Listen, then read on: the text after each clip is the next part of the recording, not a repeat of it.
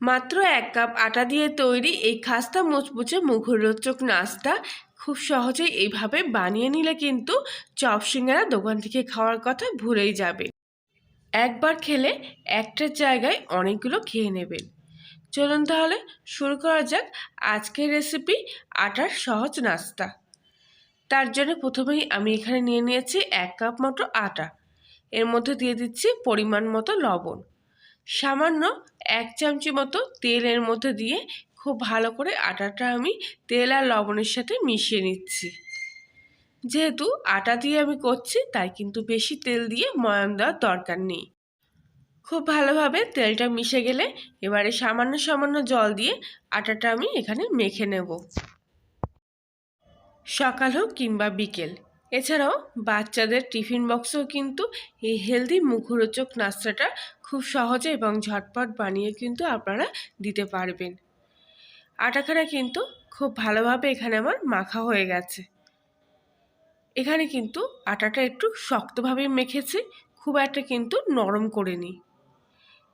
এবারে এই আটাটা দুটো ভাগে ভাগ করে নিচ্ছি। এতে বানাতে খাবারটা কিন্তু খুব সহজ হবে। দুটো লেচি এখানে তৈরি করে কিছুক্ষণের জন্য আমি রেস্টে রেখে দিচ্ছি। ততক্ষণে আলুর পুরটা এখানে আমি রেডি করে নেব। এখানে আমি দুটো সেদ্ধ আলু নিয়েছি। আপনারা চাইলে আপনাদের পছন্দ মতো যে কোনো সবজি এর সাথে সেদ্ধ করে একেবারে মিশিয়ে দিতে পারেন। সেদ্ধ করা আলুটা খুব ভালো করে ম্যাশ করে নিয়ে এর মধ্যে দিয়ে দিলাম স্বাদ মতো লবণ, অল্প সামান্য হলুদ, আর দিয়ে দিচ্ছি 1/2 চামচি জিরের গুঁড়ো, ধনিয়া গুঁড়ো, আর দিয়ে দেবো অল্প সামান্য লঙ্কার গুঁড়ো, আর 1/2 চামচির একটু কম চাট মশলা। এতে কিন্তু পুরটা খুব সুস্বাদু হবে। এবারে সব কিছু একসঙ্গে ভালো করে মিশিয়ে নিচ্ছি। আলুর পুরটা টেস্টফুল হলে তবেই কিন্তু নাস্তাটা খেতে খুব ভালো লাগবে। আর এখানে কিন্তু আমার আলুর পুরটা পুরো রেডি হয়ে গেছে। এবারে কড়াইতে সামান্য পরিমাণ অল্প একটু তেল দিয়ে দিলাম। তেলটা খুব ভালোভাবে গরম হয়ে গেলে এর মধ্যে অল্প একটু 5 ফোড়ন খুব ভালো করে ভেজে নিলাম। আর দিয়ে দিচ্ছি ছোট্ট একটা পেঁয়াজ কুচি, আদা কুচি আর লঙ্কা কুচি। তেলের মধ্যে কিছুক্ষণ নাড়াচাড়া করে এগুলো একটু লালচে করে ভেজে নেব, যাতে কাঁচা গন্ধটা একদমই না থাকে। একটু কালারটা চেঞ্জ হয়ে আসলে এর মধ্যে দিয়ে দিচ্ছি আগের থেকে রেডি করে রাখা আলুর পুরটা। এবার সব কিছু একসঙ্গে খুব ভালোভাবে কষিয়ে নেব। কিছুক্ষণ কষানোর পর যখন দেখবেন এইভাবে আলুগুলো গায়ে লেগে যাচ্ছে, তখন গ্যাসের ফ্লেমটা পুরো লোতে দিয়ে প্রায় 2 থেকে 3 মিনিট মতো আলুটা খুব ভালোভাবে তেলের মধ্যে এইভাবে কষিয়ে নিচ্ছি। আলুটা তেলে কষিয়ে নিলে খুব সুন্দর একটা টেস্ট আসে চোকাটার। এখানে কিন্তু চোকাটা পুরো রেডি হয়ে গেছে। এবার আমি এটা কিছুক্ষণের জন্য নামিয়ে রেখে ঠান্ডা করে নেব। এবারে এখানে আমি 2 চামচ মতো ময়দা একটু জলে গুলে একটা ঘোল তৈরি করে নেব। এখানে আপনারা ময়দার বদলে কর্নফ্লাওয়ার দিয়েও কিন্তু এটা তৈরি করতে পারেন। খুব ভালো করে ময়দাটা জলের মধ্যে এখানে মিশিয়ে নিচ্ছি।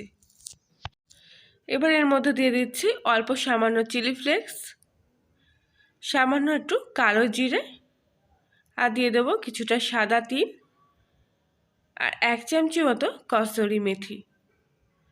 সব কিছু ময়দাগুলোর সাথে খুব ভালোভাবে এখানে মিশিয়ে নিচ্ছি। এটা কিন্তু একেবারেই স্কিপ করবেন না এই নাস্তাটা বানানোর ক্ষেত্রে, কেননা এটাই কিন্তু নাস্তাটাকে অত সুন্দর দেখতে লোভনীয় করে তুলবে। আর পুরো ময়দার ঘোলটা কিন্তু এখানে আমার রেডি হয়ে গেছে। ঘোলটা এবার আমি সরিয়ে রাখছি। এবারে আগে থেকে মেখে রাখা আটার লেচিটা চাকিতে বেলে নিচ্ছি। যেরকম আমরা রুটি কিংবা পরোটার ক্ষেত্রে বেলে রাখি ঠিক সেইভাবে কিন্তু একটা লেচি এখানে বেলে নেব। তবে এখানে ময়দা কিংবা আটা দিয়ে বেলছি না, সামান্য একটু তেল দিয়ে বেলছি। আটাটা যেহেতু খুবই শক্ত করে মাখা ছিল তাই জন্য কিন্তু ধারগুলো একটু ফেটে ফেটে যাচ্ছে। অবশ্য এতে করে কিন্তু নাস্তাটা খুবই খাস্তা এবং মুখরোচক হবে। তাই ধারগুলো ফেটে গেলেও আটাটা কিন্তু শক্ত করে মেখে নেবেন। এইবারে এর মাঝখানে আলুর পুরটা দিয়ে খুব ভালোভাবে আমি পুরটা পুরো রুটির উপরে এইভাবে মাখিয়ে নিচ্ছি।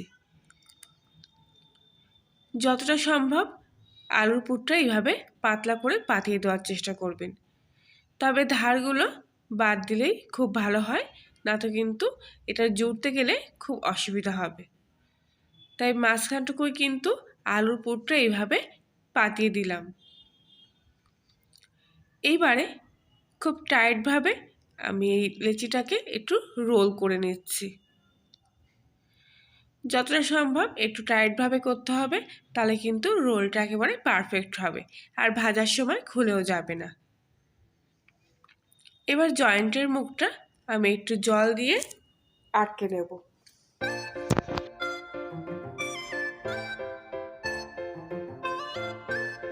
রোলটা হাত দিয়ে এইভাবে একটু হালকা চাপে ঘুরিয়ে নেব। আর রোলের যে দু সাইডটা বাকি আছে সেটা কিন্তু হাত দিয়ে এইভাবে মুড়িয়ে দিচ্ছি, যাতে এখান থেকে আলুর পুরটা ভাজার সময় কোনোভাবেই বেরিয়ে না যেতে পারে। দুটো মুখ সিল করা হয়ে গেছে।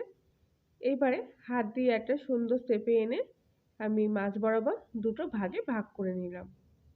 আপনারা চাইলে ছোট ছোট টুকরো করেও কিন্তু এই নাস্তাগুলো করতে পারেন, তবে এরকম লম্বা শেপে রাখলে কিন্তু আমার মনে হয় এগুলো দেখতে ভীষণ ভালো লাগছে। এইবারে এখানে যে ময়দার কোটটা আমি তৈরি করে রেখেছিলাম তার মধ্যে একটা করে রোল আমি দিচ্ছি, আর খুব ভালোভাবে এইভাবে উল্টে পাল্টে একটা কোট দিয়ে নিচ্ছি। কড়াইতে কিছুটা তেল এবার গরম বসিয়ে এর মধ্যে একটা একটা রোল আমি ভেজে নেব। একসঙ্গে খুব একটা বেশি দিচ্ছি না, দুটো করে রোল এখানে আমি ভেজে নিচ্ছি। এক পিঠ লাল হয়ে গেলে উল্টো পিঠটাও ভেজে নেব। আর এই সময় গ্যাসের ফ্লেমটা একটু মিডিয়াম ফ্লেমে দিয়ে ভাজবেন, কেননা একেবারে হাই ফ্লেমে দিলে ওপরটাই লাল হয়ে যাবে, ভেতরটা কিন্তু কাঁচা থাকবে, তখন কিন্তু নাস্তাগুলো খুব একটা খাস্তা হবে না। উল্টে পাল্টে এইভাবে লাল করে কিন্তু আমি প্রত্যেক কটি নাস্তায় একইভাবে ভেজে নেব। আর দেখতে দেখুন কত সুন্দর হয়েছে এই নাস্তাগুলো। বাকিগুলো আমি ঠিক একইভাবে ভেজে নিয়েছি। আর কতটা খাস্তা হয়েছে দেখুন। টমেটো সসের সঙ্গে এই মুখরোচক নাস্তাগুলো একবার খেলে কিন্তু মুখে লেগে থাকবে। তাহলে বন্ধুরা, আজকের এই রেসিপিটি যদি আপনাদের ভালো লেগে থাকে তাহলে লাইক, শেয়ার, কমেন্ট করবেন। আর কলিনের রান্নাঘর চ্যানেলটিতে নতুন হয়ে থাকলে সাবস্ক্রাইব করে পাশে থাকার জন্য অনুরোধ রইল। আজকের মতো এখানেই, আবার দেখা হচ্ছে অন্য একদিন। ততক্ষণ সবাই ভালো থাকবেন, সুস্থ থাকবেন।